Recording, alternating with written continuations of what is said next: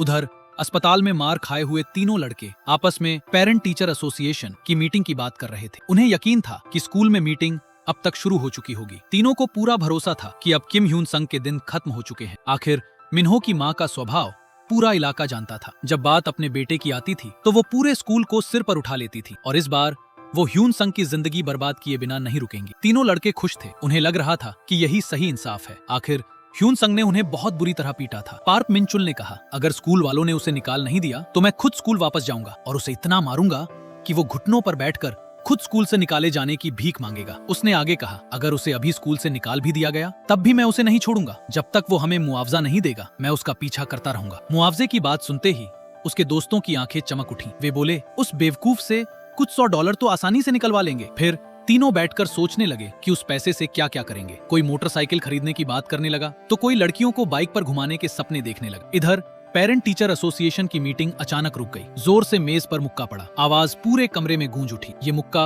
Hyun संग के अभिभावक को चांग बोम ने मारा था। उन्होंने गुस्से में कहा, या तो यहाँ बैठे सभी लोग पूरी तरह बकवास कर रहे हैं या फिर किसी को असली समस्या समझ ही नहीं आ रही। उन्होंने उंगली उठाकर सीधे मिन्हो की तरफ इशारा किया और कहा, क्या किसी ने एक बार भी सोचा कि इस इंसान के रूप में बैठे शैतान ने शुरुआत कैसे की थी? प्रिंसिपल ने तुरंत बीच में बोलते हुए कहा, कृपया अपनी भाषा का ध्यान रखिए। आप किसी छात्र को शैतान नहीं कह सकते। लेकिन को चांग बोम बिल्कुल शांत नहीं हुए। उन्होंने जवाब दिया, अगर ये शैतान नहीं है तो फिर क्या है? उन्होंने आगे कहा, मैंने इस पूरे ग्रुप के बारे में पूरी जानकारी निकलवाई है। ये लोग काफी समय से दूसरे बच्चों को मारते पीटते थे, उनसे पैसे वसूलते थे, उनकी कीमती चीजें छीन लेते थे। पूरे इलाके में इनकी बदमाशी मशहूर थी। हर कोई इन्हें जानता है। फिर उन्होंने स्कूल प्रशासन की तरफ देखकर पूछा, आखिर ऐसे लोगों को बार बार बचाया क्यों जा रहा है? क्या स्कूल प्रशासन इन्हें बचा रहा है या फिर आप लोगों को कुछ पता ही नहीं था या कहीं रिश्वत का मामला है? उन्होंने कहा, ये तथाकथित पार्क मिनचुल गैंग बस वही भुगत रहा है जिसका वो हकदार था। इसीलिए आज कई एम्बुलेंस यहाँ आई और ह्यून संग सिर्फ अपना बचाव कर रहा था। उन्होंने आगे कहा, होमरूम टीचर भी अभी यही बात कह चुके हैं। तो पहले ये पता लगाइए कि इस झगड़े की असली वजह क्या थी। को चांग बोम ने कमरे में बैठे सभी लोगों की तरफ देखा और बोले, चलो एक पल के लिए ईमानदारी से सोचते हैं। अगर आपके स्कूल के समय कोई गुंडा किसी कमजोर छात्र को रोज परेशान करता तो क्या आप सब चुपचाप खड़े रहते? क्या सच में कोई कुछ नहीं करता? इतने में मिसेस किम ने उनकी बात बीच में ही काट दी। मिसेस किम गुस्से से खड़ी हो गई। अभी अभी किसी अजनबी ने उनके बेटे को गुंडा कहा था। वो गुस्से में बोली, आखिर ये आदमी है कौन और ह्यून संग का अभिभावक कैसे बन गया? उसके तो माँ बाप भी नहीं है। उसी समय को चांग बोम को कार में हुई अपनी बातचीत याद आई जब ह्यून संग ने उनसे कहा था, क्या आप मेरे अभिभावक बनेंगे? चांग बोम ने उस समय सोचा था कि शायद लड़के को पैसों की जरूरत होगी, लेकिन ह्यून संग ने कहा था, पैसों से मुझे कोई परेशानी नहीं है, हाँ भविष्य में कुछ कामों के और ऐसे समय में मुझे मिस्टर को का सहारा चाहिए होगा। अगर शहर का इतना बड़ा आदमी मेरे साथ खड़ा होगा तो फिर कोई भी मुझे हल्के में लेने की हिम्मत नहीं करेगा। सब मुझे गंभीरता से लेंगे। ह्यून संग ने कहा, मैं चाहता हूँ कि आप मेरे संरक्षक बने और जब भी जरूरत पड़े अपने प्रभाव का इस्तेमाल करके मुझे वो नतीजा दिलाएं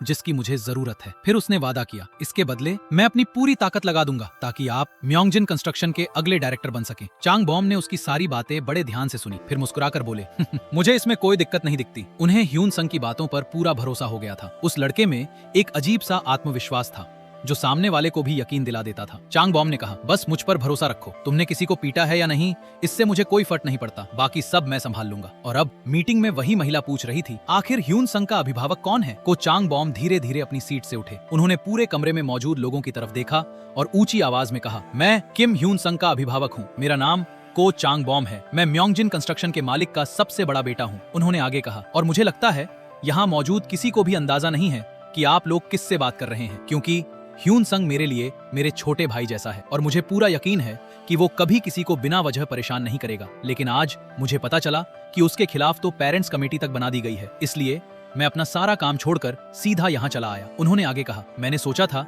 कि आने वाले समय में ये स्कूल शहर के सबसे प्रतिष्ठित स्कूलों में शामिल होगा। मैं चाहता था कि ह्यून संग बिना किसी परेशानी के यहाँ से पढ़ाई पूरी करे और हमारी कंपनी की तरफ से मैं स्कूल को स्पॉन्सर भी करने वाला था, लेकिन अब लगता है मुझे अपना फैसला बदलना पड़ेगा। उन्होंने चारों तरफ देखते हुए कहा, मैंने कभी नहीं सोचा था कि ये स्कूल अंदर से इतना सड़ा हुआ होगा। को चांग बॉम ने शांत लेकिन सख्त आवाज में कहा, मैं सिर्फ सच बोल रहा हूँ और अब मैं शिक्षकों से एक सवाल पूछना चाहता हूँ। आखिर शिक्षक का असली कर्तव्य क्या होता है? क्या उनका काम अपने छात्रों को न्याय, ईमानदारी और सही गलत की सीख देना नहीं है? अगर यही उनका काम है तो फिर ह्यून संग को सजा क्यों दी जा रही है? उसने तो सिर्फ गुंडों का सामना किया और अपने साथियों की मदद की। क्या शिक्षक सच में सालों से चली आ रही बुलिंग को नजरअंदाज कर देंगे और पहली बार अपने और अपने साथियों के लिए खड़े होने वाले छात्र को ही सजा देंगे? जब दूसरे बच्चों को रोज पीटा जा रहा था तब ये शिक्षक कहाँ थे? किसी बच्चे का परिवार अमीर है या गरीब, इससे कोई फर्क नहीं पड़ना चाहिए, लेकिन अगर शिक्षक अमीर माता पिता से पैसे लेकर उनकी हरकतों पर आंखें बंद कर लें और यही इस सब की असली वजह है, तो मैं ये बिल्कुल बर्दाश्त नहीं करूंगा। को चांग बॉम की आवाज पूरे हॉल में गूंज उठी। उन्होंने कहा, अगर ऐसा है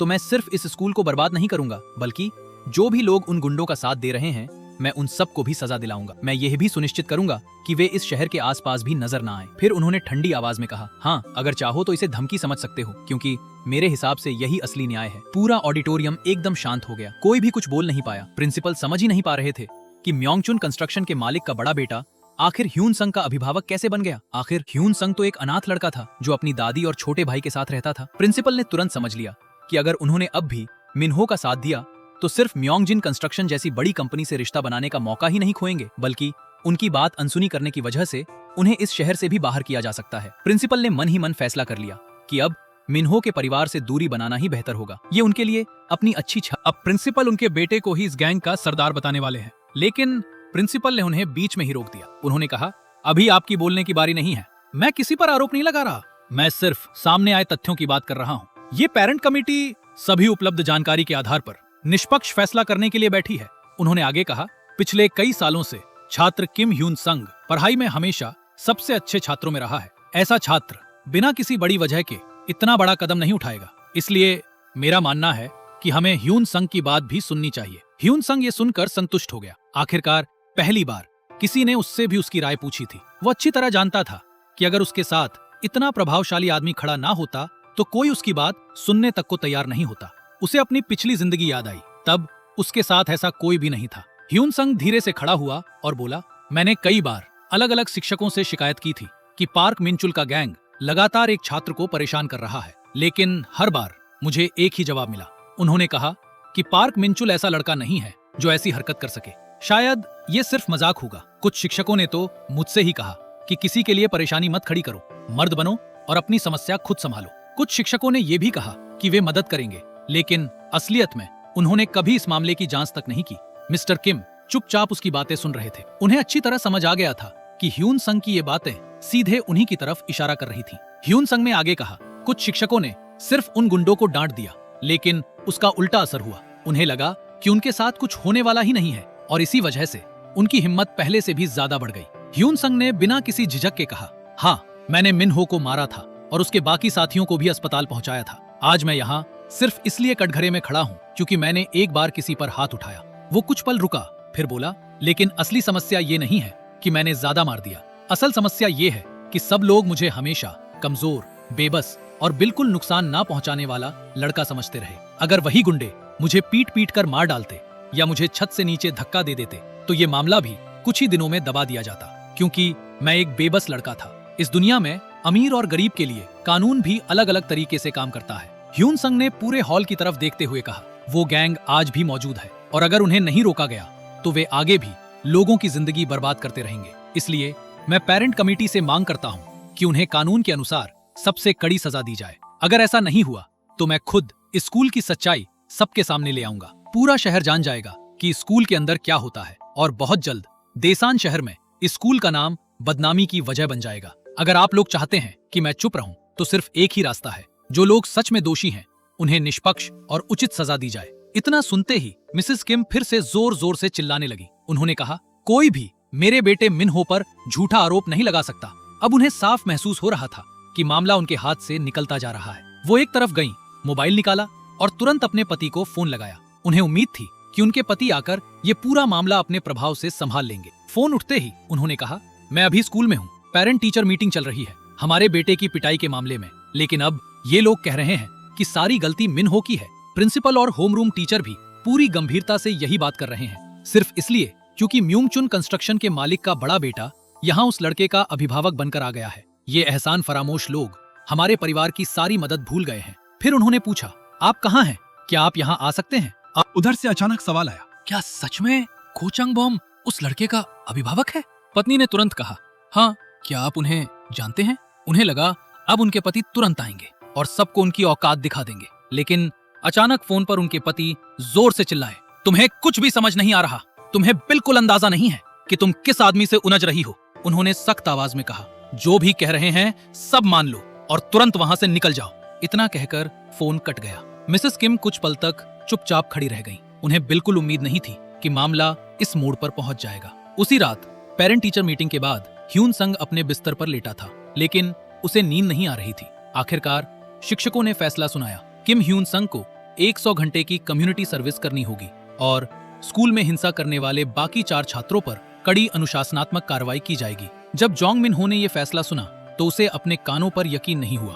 उसे पता चला कि उसे सचमुच स्कूल से निकाल दिया गया है। गुस्से से भरा हुआ वो बाहर कॉरिडोर में आया और सीधे ह्यून संग पर मुक्के बरसाने के लिए दौड़ पड़ा, लेकिन आखिरी पल में मिसेस किम ने उसका हाथ पकड़ लिया और उसे रोक दिया। ह्यून संग ने शांत आवाज में मिन्हो की तरफ देखा और कहा, घुटनों के बल बैठो और मुझसे माफी मांगो। मिन्हो को अपने कानों पर यकीन नहीं हुआ, लेकिन ह्यून संग ने फिर वही बात दोहराई, मैं कह रहा हूँ, घुटनों पर बैठो और मुझसे रहम की भीख मांगो। मिन्हो हैरानी से उसे देखता रहा। उसे समझ ही नहीं आ रहा था कि आखिर उसे ऐसा क्यों करना चाहिए, क्योंकि उसे पहले ही स्कूल से निकाल दिया गया था, तो फिर वो घुटनों के बल क्यों बैठे।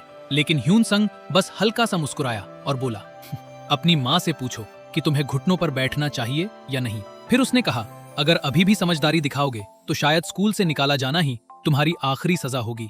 मिन्हो ने अपनी माँ की तरफ देखा। उसे उम्मीद थी कि माँ उसका साथ देंगी, लेकिन उसकी माँ ने साफ कहा, घुटनों पर बैठ जाओ। ये सुनकर मिन्हो समझ गया कि मामला बहुत बड़ा और खतरनाक हो चुका है। उसने कोई बहस नहीं की, वो चुपचाप जमीन पर घुटनों के बल बैठ गया। उसने सिर झुका लिया और कहा, मैं वादा करता हूँ अब ऐसा दोबारा कभी नहीं होगा।